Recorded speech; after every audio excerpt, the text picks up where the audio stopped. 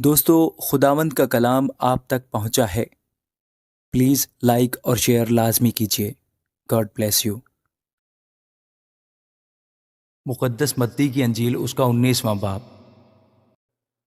جب یسوع یہ باتیں ختم کر چکا تو ایسا ہوا کہ گلیل سے روانہ ہو کر یردن کے پار یہودیہ کے سرحدوں میں آیا، اور ایک بڑی بھیڑ اس کے پیچھے ہو لی، اور اس نے انہیں وہاں اچھا کیا۔ اور فریسی اسے آزمانے کو اس کے پاس آئے اور کہنے لگے، کیا ہر ایک سبب سے اپنی بیوی کو چھوڑ دینا روا ہے؟ اس نے جواب میں کہا، کیا تم نے نہیں پڑھا کہ جس نے انہیں بنایا اس نے ابتدا ہی سے انہیں مرد اور عورت بنا کر کہا کہ اس سبب سے مرد باپ سے اور ماں سے جدا ہو کر اپنی بیوی کے ساتھ رہے گا، اور وہ دونوں ایک جسم ہوں گے۔ پس وہ دو نہیں بلکہ ایک جسم ہیں، اس لیے جسے خدا نے جوڑا ہے اسے آدمی جدا نہ کرے۔ انہوں نے اسے کہا، پھر موسیٰ نے کیوں حکم دیا ہے کہ طلاق نامہ دے کر چھوڑ دی جائے؟ اس نے ان سے کہا کہ موسیٰ نے تمہاری سخت دلی کے سبب سے تم کو اپنی بیویوں کو چھوڑ دینے کی اجازت دی، مگر ابتدا سے ایسا نہ تھا۔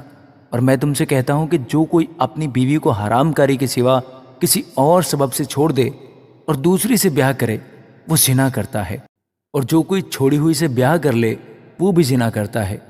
شاگردوں نے اس سے کہا کہ اگر مرد کا بیوی کے ساتھ ایسا ہی حال ہے تو بیاہ کرنا ہی اچھا نہیں۔ اس نے ان سے کہا کہ سب اس بات کو قبول نہیں کر سکتے، مگر وہی جن کو یہ قدرت دی گئی ہے، کیونکہ بعض خوجے ایسے ہیں جو ماں کے پیٹ ہی سے ایسے پیدا ہوئے، اور بعض خوجے ایسے ہیں جن کو آدمیوں نے کھوجا بنایا، اور بعض خوجے ایسے ہیں جنہوں نے آسمان کی بادشاہی کے لیے اپنے آپ کو کھوجا بنایا۔ جو قبول کر سکتا ہے وہ قبول کرے۔ اس وقت لوگ بچوں کو اس کے پاس لائے تاکہ وہ ان پر ہاتھ رکھے اور دعا دے، مگر شاگردوں نے انہیں جھڑکا۔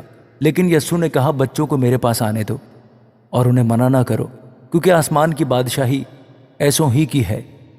اور وہ ان پر ہاتھ رکھ کر وہاں سے چلا گیا۔ اور دیکھو، ایک شخص نے پاس آ کر اس سے کہا، اے استاد، میں کون سی نیکی کروں تاکہ ہمیشہ کی زندگی پاؤں؟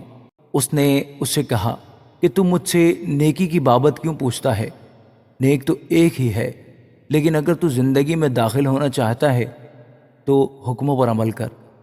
اس نے اس سے کہا، کون سے حکموں پر؟ یسوع نے کہا، یہ کہ خون نہ کر، زنا نہ کر، چوری نہ کر، جھوٹی گواہی نہ دے، اپنے باپ کی اور ماں کی عزت کر، اور اپنے پڑوسی سے اپنی مانند محبت رکھ۔ اس جوان نے اس سے کہا، میں نے ان سب پر عمل کیا ہے، اب مجھ میں کس بات کی کمی ہے؟